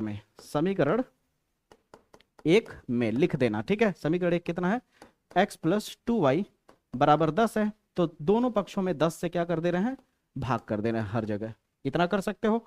इतना करने से तुम्हें मिलेगा x बटा 10 यहाँ प्लस y बटा 5 मिलेगा कटने के बाद, और यहाँ 1 मिलेगा। अब मैच करने लगा वहां से। अब गौर से देखो, इसके हिसाब से जो बिंदु मिलेगा, यहाँ बिंदु इस वाले x वाले की तरफ के बिंदु को हम मान लेते हैं बिंदु P मान लेते हैं। क्या नाम दे देते हैं, बिंदु P, या फिर अपने मन से बिंदु A नाम दे देते हैं, ठीक है। बिंदु A जो है, बिंदु जो A मिलेगा हमें वो क्या मिलेगा, ध्यान से देखो, यहाँ x के नीचे कौन है 10, तो यहाँ हो जाएगा 10 कॉमा अपने मन से लगा दो 0। देखा कितना इजी बिंदु है निकालने का तरीका, ठीक है। यही थीम पे एनसीईआरटी वाला करता है, ठीक है। एनसीईआरटी में देखोगे तो मेरा कराया हुआ मैच कर जाएगा, लेकिन अपने मन से कुछ भी रखोगे तो सही नहीं माना जाता है, ठीक है, याद रखना। फिर अब जब बिंदु y के लिए निकालोगे इसके लिए, तो बिंदु B लिखते हैं, बिंदु बी, बिंदु बी क्या मिल जाएगा मुझे यहाँ पे, वाई के हिसाब से चलोगे तो क्या होगा, शुरू में 0 होगा और इधर क्या है, वाई के नीचे 5 है तो इधर हो जाएगा 5। अब बताओ समीकरण 1 से 2 बिंदु प्राप्त हो गए। अब समीकरण 1 की वजह से जो 2 बिंदु प्राप्त हुए हैं, यहाँ पे हम एक रेखा खींच देंगे इन बिंदु की मदद से। अब ये तो 9th क्लास से आपको पता होगा किस तरह से रेखाएं खींची जाती हैं, ये बात आपको नहीं पता है फिर भी आप जान लीजिए, हल्का से हिंट दे देता हूँ, कॉमा के इधर वाला वाई होता है और कॉमा के इधर वाला एक्स होता है, ठीक है। तो ए बिंदु के लिए देखा जाता है एक्स क्या है 10 है और वाई क्या है 0, ठीक है। तो यहाँ 9 है, 9 के बाद मान लेते हैं यहाँ पे जो आएगा वो 10 आएगा, तो एक्स के लिए 10 यहाँ मिलेगा, वाई के लिए 0 है तो यहीं पे मिलेगा, यानी 10,0 इस जगह पे मिलेगा पॉइंट ए, आपका ए वाला पॉइंट, ठीक है। अगला पॉइंट क्या है 0,5, यानी एक्स 0 होना चाहिए और वाई 5, एक्स 0 यहीं पे मिलेगा और वाई 5 कहाँ मिलेगा, यहाँ पे, यानी जो बी पॉइंट होगा वो आपका लगभग यहाँ पे 0,5 यहाँ दिखेगा। अब इस पॉइंट को और इस पॉइंट को एक रेखा से मिला देंगे, एक लाइन से। अब आप ध्यान से देखिए, तो एक रेखा मैंने खींच दिया किसके लिए, समीकरण 1 की वजह से। यहां तक समझ आया। सेम काम समीकरण 2 का कर दोगे, ग्राफ तैयार। ग्राफ तैयार होने के बाद इस तरह से एक टेबल बनाओगे, टेबल में पता चल जाएगा किसका वैल्यू अधिक हो रहा है, किसका वैल्यू कम हो रहा है। अरे भाई इतना इजी समझा दूंगा ना कि आपको कहीं कंफ्यूजन होगा ही नहीं। बस हमारे वीडियो में क्या है, पेशेंस चाहिए, ठीक है, क्योंकि मैं भगा भगा करके कीजिए नहीं करूंगा, ये बात शुरू से बता दे रहा हूं। अब यहाँ पे क्या है, समीकरण 2 में है तो आप यहाँ 15 है तो इस 15 को 1 बनाने की कोशिश करिए, तो 15 से डिवाइड करना पड़ेगा, तो कितना हो जाएगा 3x + y बराबर 15 है। यहां लिख दीजिएगा समीकरण 2 में, तो यहाँ भी 15 बटे के नीचे, यहाँ भी 15 बटे के नीचे, यहाँ भी 15, ठीक है। यहाँ करोगे तो x बटे 5, यहाँ करोगे तो y बटे 15, 3 × 5 = 15 आएगा और यहाँ करोगे तो 1 आएगा। अब बताओ यहाँ पे बिंदु जो C प्राप्त होगा मुझे वो क्या होगा बताओ, यहाँ पे 5,0 होगा। अब लिखने का तरीका समझ आया। और जो बिंदु D प्राप्त होगा मुझे वो क्या प्राप्त होगा बताओ, 15 नहीं, शुरू में 0 फिर 15। अब बताओ दोनों बिंदु क्लियर हो गए। अब इन बिंदु की वजह से यहाँ पे लाइन खींच देंगे, खींच दे, चलो मैं डायरेक्ट खींच देता हूँ, ठीक है।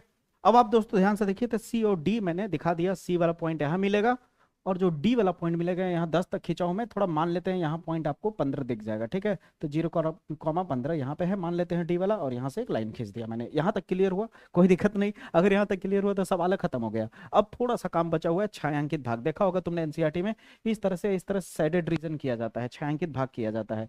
तो कैसे पता चलता है कि किसका छायांकित भाग जो होता है वो केंद्र की तरफ होगा, यानी ओरिजिन मूल बिंदु की तरफ होगा, या मूल बिंदु से बाहर। तो कैसे पता चलता है, ध्यान से देखो। अब हम यहाँ पे क्या कर रहे हैं, छायांकित भाग के लिए काम कर रहे हैं, ध्यान देना।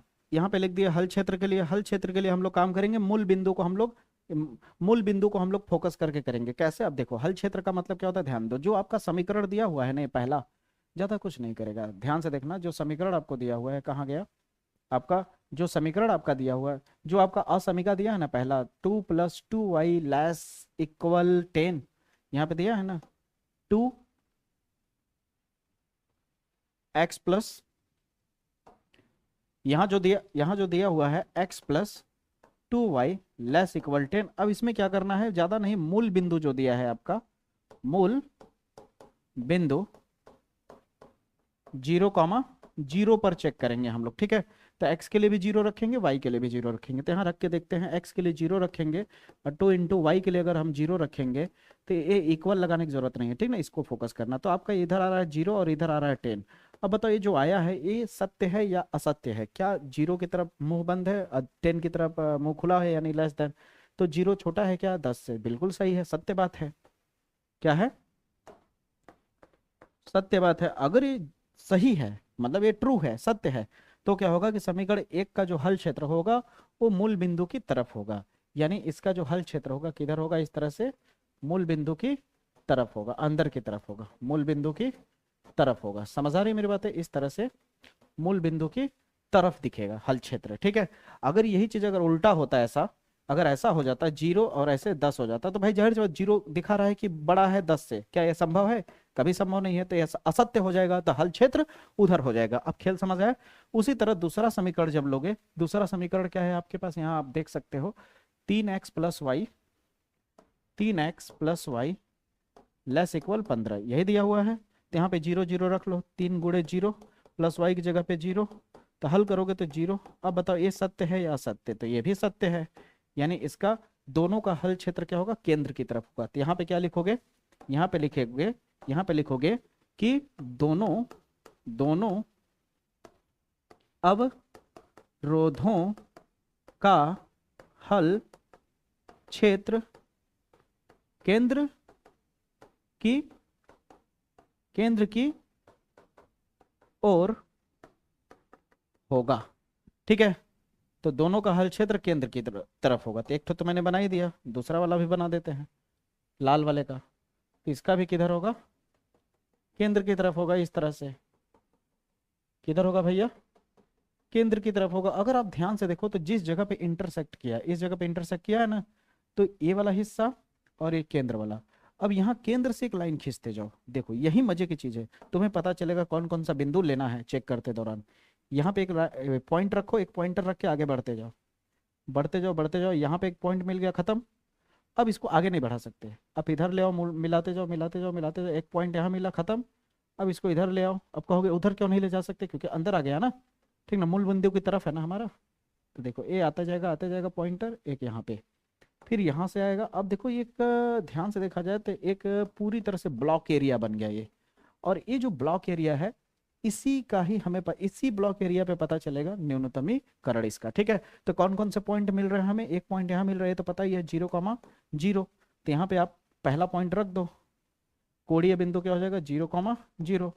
दूसरा कौन सा चेक करोगे? कौन से पॉइंट पे? 5,0 पे, 5,0 पे।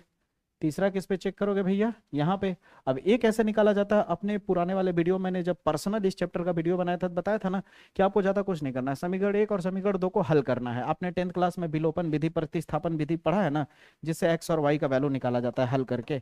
तो उसी मेथड से विलोपन और प्रतिस्थापन विधि से जब एक्स और वाई का वैल्यू निकालोगे तो यहाँ पे वैल्यू मिल जाएगा। यहाँ मैं डायरेक्ट लिख रहा हूँ 4,3 आएगा। ठीक है, को हम यम नाम दे देते हैं। ठीक है, आप करके देख लेना। अरे ज्यादा कुछ नहीं है मेरे भाई, ये जो समीकरण दिया है ना आपके पास, समीकरण 1 x + 2y = 10 और समीकरण 2 कितना है? 3x + y = 15। अब इसे हल कर दो, हल करके x और y का वैल्यू निकाल लेना। समझ आई मेरी बात है? समीकरण जो ये 2 है या समीकरण 1 जो है, इस समीकरण 1 में 3 का गुणा कर दो। यहाँ भी 3 आ जाएगा, यहाँ 6 आ जाएगा, 3 दूनी 6 और यहाँ 30 हो जाएगा। अब देखो सेम सेम दिखने लगा, जैसे ही घटाओगे चिन्ह बदलेगा तो ये कट जाएगा, y का वैल्यू मिल जाएगा। y का मान जैसा ही आएगा समीकरण 1 में रख दोगे तो किसका मान आ जाएगा? x का। तो सारी चीजें मैंने बताया है। इसको अगर जानना चाहते हो कैसे किया हूं तो मेरा प्लेलिस्ट में जा करके रैखिक प्रोग्रामन वाला वीडियो देख सकते हो, कोई दिक्कत की बात नहीं है। ठीक है, अगला हल क्षेत्र होगा 3,4। ठीक है, तो यहाँ पे हम लोग ले लेंगे, अगला हल क्षेत्र होगा हमारा 4,3 हो जाएगा। फिर ये हो गया, ये हो गया, ये हो गया, और चौथा पॉइंट क्या है यहाँ पे आपका? 0,5। क्या है भैया? 0,5 है, देख लीजिए आप खुद ही यहाँ पे। ठीक ना, 0,5 हो गया, 5,0 हो गया, 4,3 है। अब इस पे हम लोग करेंगे क्या? यहाँ पे जब इतना हो जाएगा, हम तो साइड बनाए हैं, ठीक ना, आप यहाँ रखिएगा इसको, टेबल को, और डायग्राम तो साइड में ही रहेगा। ठीक है, जब यहाँ तक आप लिख लीजिएगा तो x के जगह पे और y की जगह वैल्यू रखिए। पता ही है कॉमा किधर वाला x होता है, कॉमा किधर वाला y होता है। तो यहाँ पे जो z बराबर यहाँ मिनिमम के लिए चल रहा है, ठीक ना, तो z बराबर जो दिया है 3x + 2y, एक बार 0 0 रख के देखोगे तो क्या आंसर मिलेगा? z का 0 रखोगे, यहाँ भी 0 रखोगे तो भाई आंसर वा तो 0 ही मिलेगा ना यहाँ पे। और 5,0 रख के देख लेते हैं यहाँ पे एक बार 5,0 रख के देख लेते हैं। z बराबर 3 गुणे x के जगह कितना है? 5 + 2 गुणे y के जगह कितना है भैया? 0। तो 5 3 15 आ जाएगा। अब मैं डायरेक्ट रख रहा हूँ, ठीक ना, 4 रखोगे x के जगह पे तो कितना हो जाएगा? 3 गुणे 4 + 2 गुणे y के जगह कितना रखोगे? 3, तो कितना हो जाएगा? 4 3 12 + 3 दूनी 6, 12 6 कितना हो जाएगा? 18 हो जाएगा। ठीक है, फिर अगला आता है 0,5। 0,5 रखोगे तो x की जगह 0 रखोगे, यहाँ 5 और यहाँ 5 रख दोगे तो 0 रख दोगे तो 0 हो जाएगा, और यहाँ 2 गुणे 5 करोगे तो 10 हो जाएगा। अब बताओ सबसे कम वैल्यू किस पे है? इस पे है। सबसे कम वैल्यू किस पे है? तो 0,0 रहेगा आंसर आपका। समझ रहे हो? तो यहाँ पे आप लिख देना कि सबसे कम वैल्यू आपको यहाँ मिल रहा है, तो न्यूनतमीकरण यानी सबसे मिनिमम वैल्यू यहाँ मिलेगा z का। 0,0 पे सवाल खत्म हुआ। बताओ, यहाँ पे मिनिमम लिख देना है और हिंदी में न्यूनतम लिख सकते हो, न्यूनतम मान यहाँ प्रदर्शित होगा। ठीक है, अब इतना ही करने के बाद सवाल पूरा खत्म हो जाएगा, कुछ नहीं करना है, यही आपका आंसर हो जाएगा। बताओ ईमानदारी से क्लियर हुआ मैंने कैसे किया? इस सवाल को थोड़ा और छोटा कर दे रहा हूं मैं, ठीक ना। ईमानदारी का परिचय दो आप और बताओ कैसे किया मैंने। क्लियर हुआ? 30 वैरायटी का क्वेश्चन छोड़ोगे नहीं ना? क्योंकि इस वैरायटी का क्वेश्चन तो कंफर्म है, मैं बोलूं या ना बोलूं आना ही आना है, एक एक्सरसाइज ये है। और 10-12 ठो क्वेश्चन है और सिमिलर क्वेश्चन है। तो इस पैटर्न पे मैं यहाँ पे कुछ क्वेश्चन लाया हूँ, आप इसको ट्राई करना मत भूलना, ठीक है। एक क्वेश्चन और दिखेगा, इसको ट्राई करना मत भूलना, एक जो मैंने बताया वो, और ये 2 क्वेश्चन ये, इतना अगर आप कर लोगे तो आपका काम हो जाएगा। अब हम आ गए हैं दोस्तों किस चैप्टर पे, 11वें चैप्टर पे। अब ध्यान से देखिएगा, 11वें चैप्टर की बात कर रहा हूं मैं। अब दोस्तों 11वें चैप्टर की अगर बात करें, जो 3D वाला चैप्टर है, तो 3D वाले चैप्टर को पता है कि बहुत भयंकर, मैंने उस चैप्टर में बहुत बड़े बड़े लेवल के क्वेश्चन अटेम्प्ट किए हैं, ठीक है। आप उसे देखे तो हो गए ही, मुझे 100% पता है।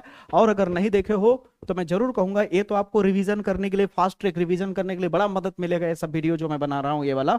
लेकिन याद रखना, अगर डिटेल में समझना है कि कौन क्वेश्चन बोर्ड एग्जाम में आ सकता है, तो ये बात याद रखना कि वो आपको वीडियो देखना ही पड़ेगा। मैं शुरू से ही यहाँ पे डिस्क्लेमर दे रहा हूँ। अब ध्यान से देखिए यहाँ पे सवाल क्या है, जो भी वायरल क्वेश्चन है 5 नंबर वाले 8 नंबर वाले, वही इसमें लिया गया है, ठीक है ना। अब वहां तो पूरा बेसिक से लेकर के पूरा बताया गया है, तो उसे आप देखोगे तो और मजा आएगा आपको। तो ध्यान देखो यहाँ पे क्या कह रहा है, देखो ये जो वैल्यू दिया गया है एक रेखा के रूप में दिया है, कार्तीय रूप में भी दे सकता है और रैखीय रूप में भी दे सकता है, रैखिक समीकरण के रूप में, ठीक है। तो सदिश रूप में यहाँ पे दिया है, रैखिक सदिश रूप में दिया है, ठीक है। और वो क्या है, कार्तीय रूप में देता है, जब बटे बटे करके देता है। बात पता ही होगा मैं कहना क्या चाह रहा हूं। अब देखो सवाल क्या कह रहा है कि रेखाओं इतना और इतने के बीच का न्यूनतम दूरी बताओ क्या होगा, ठीक है। अभी कार्तीय रूप में नहीं दिया है, रेखा के रूप में दिया है। तो ध्यान से समझने की कोशिश करना, जब भी कोई चीज लिखा होता है, जैसे यहाँ पे लिखा ना आर, फिर यहाँ पे एक सदिश दिया है, फिर लैम्डा करके, फिर यहाँ ब्रैकेट में कुछ दिया है, तो आप जान लो ए वाला ए का काम करता है, ये वेक्टर, और लैम्डा के बगल वाला जो होता है वो बी का काम करता है। किसका काम करता है, बी का। वही चीज यहाँ दिया हुआ है, देखो ए वाला जो होगा A1 बन जाएगा, और ए वाला जो होगा आपका नीचे वाला, इधर वाला, ए बन जाएगा A2, ए बन जाएगा B1, और ए बन जाएगा B2। आप खुद देख सकते हो वही चीज लिखा हुआ है, ठीक है। और जब आपको दोनों सेम दिखे, B1 और B2 दोनों सेम देख रहे हैं, तो उसे आप बी भी बोल सकते हो। क्या बोल सकते हो, बी भी, क्योंकि दोनों सेम है। और सेम नहीं रहेंगे तो B1 B2 लेना है, सेम नहीं रहेगा तो कैसे करेंगे, उस सब कुछ मैंने बताया उस वीडियो में, ठीक है। अब यहाँ पे देखो कैसे बीच का न्यूनतम दूरी निकाला जाता है, ये बात आपको पता है कि हर हालत में पूछा जाएगा ये क्वेश्चन, ये किसी से छुपा है नहीं। तो कैसे निकाला जाएगा, ध्यान से समझो। यहाँ पे दिया हुआ रेखा A1 का वैल्यू ये है, A2 का वैल्यू ये है, ठीक है। अब आपको करना क्या है, A2 में से A1 को घटा देना है, A2 में से A1 को घटा देना। क्यों, क्योंकि फार्मूला क्या है न्यूनतम दूरी का, ये देखिए A2 माइनस A1 का क्रॉस कर, A2 माइनस A1 है, फिर उसका B के साथ क्रॉस करना है, क्रॉस करने के बाद मॉड निकालना है, ठीक है। तो ध्यान से समझो, A2 में से A1 को घटाया गया, घटाने का तरीका पता ही होगा, 3i में से 1i घटा दोगे 2i बचेगा, 3j में से 2j घटा दोगे तो 1j बचेगा, माइनस यहाँ है, माइनस माइनस प्लस हो जाएगा, तो -5k हो जाएगा, और यहाँ +4k हो जाएगा। घटाओगे तो कितना बचेगा, माइनस का 1k बचेगा। अब ये आपको वैल्यू इसका पता चल चुका, बी आपको है पता, क्योंकि ये जो दोनों सेम होंगे जब, तो आप केवल बी लिख सकते हो, और अलग अलग रहेंगे तो B1 B2 लिखोगे। अभी फिलहाल दोनों सेम है, देख सकते हो ये वैल्यू और ब्रैकेट वाला वैल्यू दोनों सेम है। अब ध्यान से देखो, इसका क्या निकाला गया, क्रॉस निकाला गया, ठीक है। किसका क्रॉस निकाला गया, इसका बी के साथ निकाला गया, देख लो, ठीक है। अब क्रॉस निकाला कैसे जाता है, ध्यान से देखो, मैं यहाँ कर रहा हूँ, यहाँ के चक्कर में मत पड़ो, ये पूरा डायरेक्ट लिखा गया है, ठीक है। तो आप जब निकालोगे A2 माइनस A1 का बी के साथ अगर क्रॉस निकालोगे, तो आप लिखोगे कैसे, ऐसे लाइन खींचना मॉड का, यहाँ आई कैप करना, यहाँ जे कैप करना, यहाँ के कैप करना, ठीक है। इसका जो वैल्यू है इस वाले का, जिसपे हाथ है मेरा, कौन है, वैल्यू ए है ना, तो आई के नीचे आई वाले को लिख दो 2, ठीक है। अब बारी आती है बी का, तो बी वाले का वैल्यू कौन है, यहाँ पे देखो, ये देखो बी वाले का वैल्यू लिखा गया है। यहाँ आई वाले का वैल्यू क्या है 2, तो इसको भी नीचे लिख दो, आई वाले को आई के नीचे, जे वाले को जे के नीचे, के वाले को के नीचे, ठीक है। अब जे के नीचे क्या है, इधर वाले का जे कौन है, इधर वाले का जे कौन है, ए है, जे के सामने क्या है 1, तो यहाँ लगा दो 1। अब बी वाला जो है, बी वाले का जे कौन है, बी वाले का जे 3 है, तो यहाँ 3 लगा दो। के वाले का क्या है -1, तो यहाँ लगा दो -1, और बी वाले के लिए के कौन है 6 है प्लस में, तो यहाँ 6, वही चीज यहाँ लिखा गया है। अब कैसे निकाला गया ये वैल्यू मैं दिखाता हूं आपको, इतना बस निकल जाता है ना, तो लगभग सवाल खत्म हो जाता है। न्यूनतम में इतना ही बस खेलना होता है, ठीक है, लेकिन बम्पर मार्क्स देता है, ठीक है। अब आपको करना क्या है, इसको निकालना कैसे, ध्यान से देखो। इसको निकालने का बेहतर तरीका क्या है, ध्यान से समझो। पहले आई कैप लो, ठीक है, फिर डब्बा बनाओ, फिर माइनस लेके जे लो, फिर डब्बा बनाओ, ये ट्रिक बता रहा हूँ। फिर प्लस लगाओ, के लो, फिर डब्बा बनाओ। अब मैं जो बोला उसे ध्यान से सुनो। आई वाले को पॉजिटिव में लिखा जाता है, देखो प्लस दिखता नहीं है, प्लस सामने में लिखो या नहीं लिखो कोई दिक्कत नहीं। फिर प्लस के बाद आती है बारी, बीच वाले को माइनस में लिखा जाता है, और तीसरे वाले को प्लस में लिखा जाता है, ठीक है। आपने चौथा चैप्टर मैथमेटिक्स का पढ़ा होगा तो पता ही होगा। अब यहाँ पे ध्यान से देखा जाए, तो हमें जब आई हम लेंगे तो आई किस किस में जा रहा है, इस वाले में जा रहा है और इस वाले में, तो इसको हल करेंगे तो कितना हो जाएगा, 6 × 6, फिर फार्मूले का माइनस, 3 का इससे गुणा करेंगे, 3 × 3, लेकिन यहाँ माइनस है इसलिए इस माइनस को क्या कर देगा प्लस, इसलिए यहाँ मिलेगा 9i, यहाँ पे देखोगे तो 9i मिला। उसी तरह से जब j निकालोगे तो j वाला किसको किसको कैंसिल करेगा, इसको और बीच वाले को, तो ये वाला किनारे वाला हल होगा, 2 और 2 और -1 और 6, तो 6 दूनी 12 हो जाएगा, फार्मूले का माइनस, 2 एकम 2 और ये माइनस क्या करते हैं प्लस, तो 12 2 14 हो जाएगा, 14 मिला यहाँ पे। और ये माइनस क्यों आया, यहाँ के माइनस की वजह से, समझ आया। उसी तरह के निकाला गया। जब यहाँ तक निकल जाएगा आपका, तो जब आपका वैल्यू मिल जाएगा a2 - a1 क्रॉस b, जब मिल जाएगा तो इसका हम क्या निकालेंगे दोस्त, तो इसका हम लोग क्या निकालेंगे, मॉड निकालेंगे। तो मॉड का मतलब क्या होता है कि जो आपका आया हुआ है ना ये वाला, ये इसको रूट में लिखिए ऐसे करके और इसके वैल्यू का स्क्वायर कर दीजिए, 9 का स्क्वायर प्लस -14 का स्क्वायर -14 का स्क्वायर प्लस 4 का स्क्वायर। अब जैसे ही इसे हल करोगे तो यहाँ पे देखो कर दिया है डायरेक्ट, अब मैं उतना तो करूंगा नहीं, ठीक ना। जैसे ही आप इसे हल करोगे, कहाँ गया रे भाई, यहाँ पे, तो इतना आंसर आ जाएगा, दिख रहा है ना। मॉड निकालने के बाद क्या हो जाएगा, इतना आंसर आ जाएगा। फिर उसी तरह फार्मूले में अगर देखा जाए तो हमें न्यूनतम दूरी को डी से रिप्रेजेंट कर रहा है। न्यूनतम दूरी का फार्मूला है a2 - a1 क्रॉस b का मॉड, निकाल लिया मैंने, इतना आया। ये हो गया, ऊपर में रख दोगे, कहाँ रख दोगे, इसके ऊपर में रख दोगे, ये देखो। और b1 अभी मैंने बोला ना कि b1 और b2 बराबर है, तो b1 b2 लिखने की जरूरत नहीं, केवल b लिख सकते, तो यहाँ 1 लगाने की जरूरत नहीं है, ठीक है। अब b का तुम्हें क्या निकालना है, मॉड निकालना है, तो b का भी मॉड निकाल लोगे। b कहाँ है आपके पास भैया, b का वैल्यू ये दिया है, देखो इसको रूट में ले गया हो, देखो इसको रूट में ले जाकर 2 का, यहाँ सामने 1 का और यहाँ 1 का स्क्वायर किया गया है, ठीक है। यहाँ 1 नहीं, यहाँ 6 है भैया, ठीक ना, यहाँ 6 है, 6 का स्क्वायर किया गया, देख लीजिए 6 है, यहाँ मिस्टेक हुआ है, ठीक है, यहाँ माइनस नहीं प्लस होगा। फिर इसे हल करने के बाद 7 आ जाएगा, 7 आ गया, ये बटे के नीचे आ गया, ये हो गया न्यूनतम दूरी निकालने का तरीका। ईमानदारी से बताइए क्लियर हुआ या नहीं न्यूनतम दूरी वाला, मजा आया, क्लियर हुआ। तो इस पैटर्न पे न्यूनतम दूरी निकाला जाता है, कंफ्यूज होने वाली बात नहीं है। न्यूनतम दूरी पे 3 पैटर्न पे सवाल होता है।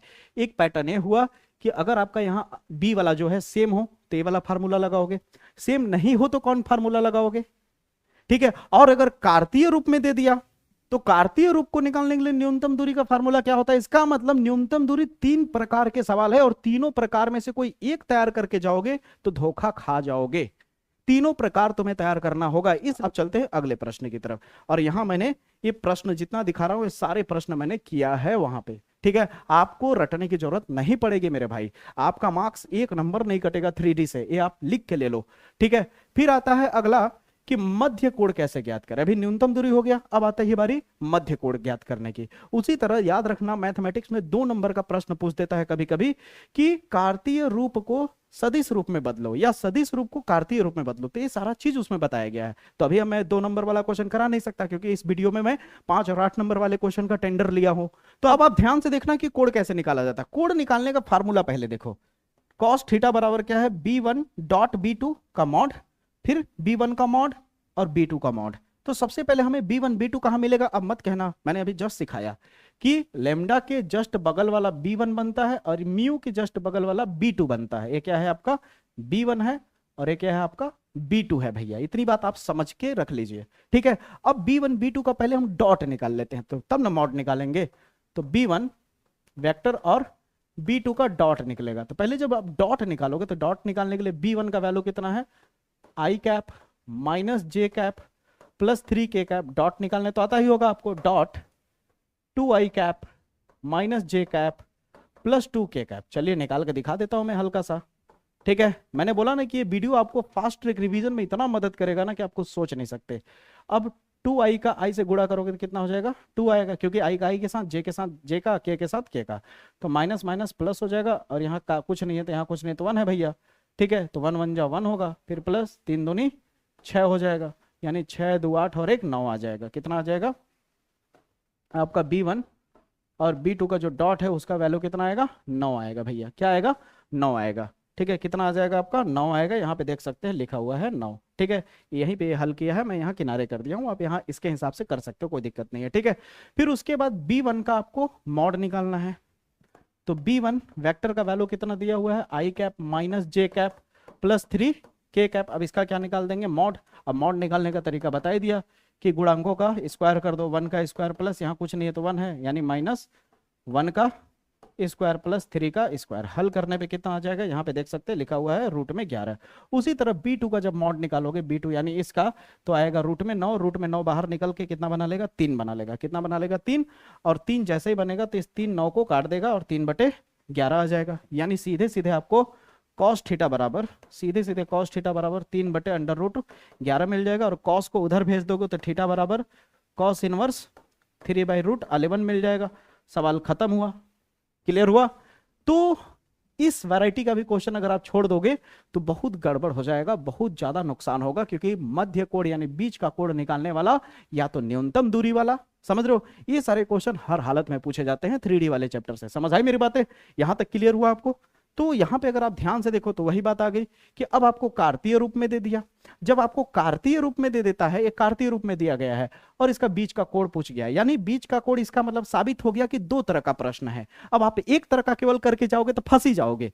तो एक हो गया सदिश वाला, जब सदिश के रूप में देगा तो नॉर्मल फार्मूला यूज होगा, और जब अगर कार्तीय रूप में दे दिया तो ए वाला फार्मूला यूज होगा। इतना बड़ा सा फार्मूला दिख रहा है, घबराइए मत, बहुत इजी है, मैं समझा देता हूं, ठीक है।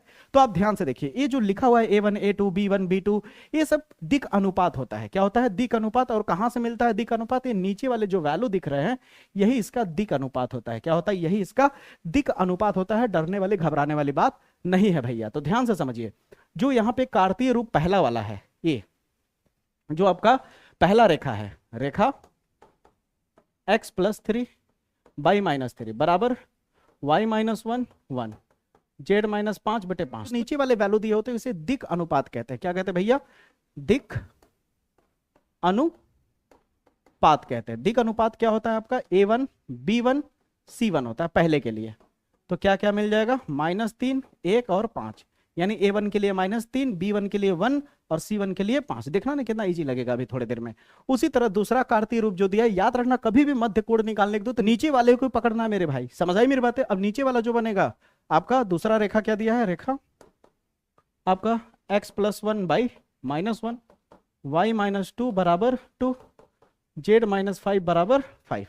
तो दिक अनुपात इसका क्या हो जाएगा, दिक अनुपात जो होगा वो क्या हो जाएगा,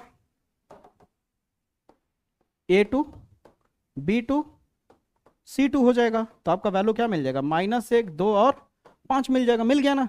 अब फार्मूला मैंने बोला कि बहुत इजी है, काहे बोला, ध्यान से समझो। cos थीटा लिखिए, मॉड लगाइए, एक लाइन खींचिए, ज्यादा कुछ नहीं करना है। A1 के साथ A2 रखिए, उसी तरह B वाले को B के साथ रखिए, B1 B2, उसी तरह C वाले को साथ में रखिए, C1 C2। रूट लगाइए, पहले का स्क्वायर करते हुए लिख दीजिए, A1 का स्क्वायर B1 का स्क्वायर C1 का स्क्वायर। क्लियर हुआ। फिर इनटू में सीधे सीधे A2 का स्क्वायर C2 का स्क्वायर B2 का स्क्वायर। हल कर दीजिए, आंसर आ जाएगा वैल्यू रख करके। अब आगे भी बताऊं या क्लियर हुआ, क्लियर हुआ ना कैसे किया गया। तो अब समझ आया कैसे, अगर आपको समीकरण में दे तो कैसे कोण निकालें, और कार्तीय रूप में दे तो कैसे कोण निकालें। मजा आ रहा है ना, क्लियर हो रहा है ना। अब यहाँ पे देखिए, यहाँ पे ये जो दिख रहा है कि P का मान ज्ञात कीजिए अगर परस्पर लंब हो। और इस क्वेश्चन के लिए मैंने चैलेंज भी दिया था उस वीडियो में कि 2026 में हर हालत में पूछा जाएगा, आप बाजी लगा सकते हो मेरे से, ठीक है। मैं जो प्रिडिक्ट कर रहा हूं क्वेश्चन उनमें से आएगा, मेरी बात मान लो आप, ठीक है। तो ये क्वेश्चन जानने के लिए आपको वो वीडियो देखना पड़ेगा, ठीक है। तो उस वीडियो में क्यों, क्योंकि वहां पे आपको डिटेल समझ आएगा लंब का मतलब क्या है, नहीं तो आप समझ ही नहीं पाओगे। परस्पर लंब कब होता है आपको पता है ना, A1 A2 B1 B2 C1 C2 का वैल्यू अगर 0 आ जाए तो क्या होता है, परस्पर लंब होता है। उसी का मदद लेकर के अब ये हल हो भी गया। हिंट दे दूं, A1 A2 का वैल्यू मिल जाएगा। ये हो गया A1, ये हो गया A2, ये हो गया B1, ये हो गया B2, ये हो गया C1, ये हो गया C2। अब इसे हल करके P अकेला करके नहीं निकाल सकते, P का मान। कितना इजी है, मजा आया, ठीक है। तो इसको, उस वीडियो को जरूर फॉलो करना, ठीक है। तो ये आप समझ लो कि या तो आप होमवर्क मान के करो या तो उस वीडियो को जाके जरूर फॉलो करना। ये क्वेश्चन भी उस वीडियो में आपको देखने को मिल जाएगा, ठीक है। ये क्वेश्चन देख सकते हो 2024, 25, के कोड नंबर JB में पूछा गया है और ये 2026 में किसी न किसी सेट में 100% आएगा। ये मैं ये बात जरूर कहूंगा कि ये हर साल पूछा जाता है, इतना मान के चलो, ठीक है। 2-3 सालों से लगातार एक क्वेश्चन आ रहा है, इतना वायरल, इतना सटीक है और बहुत इजी इसका कैलकुलेशन है, बहुत इजी कैलकुलेशन है। तो उस वीडियो में पूरा आपको डिटेल मिलेगा, इसलिए उसको जरूर देखना पड़ेगा, ठीक है। क्योंकि एक ही वीडियो में पूरी चीजों को कवर करना और पर्सनल वीडियो बनाने में खुद सोच सकते हो कितना ज्यादा मजा आता होगा पर्सनल वाले में चीजों को सीखने के लिए। तो पर्सनल को जरूर फॉलो करिए, ये आपको फास्ट ट्रैक रिवीजन के लिए वीडियो बड़ा काम देगा।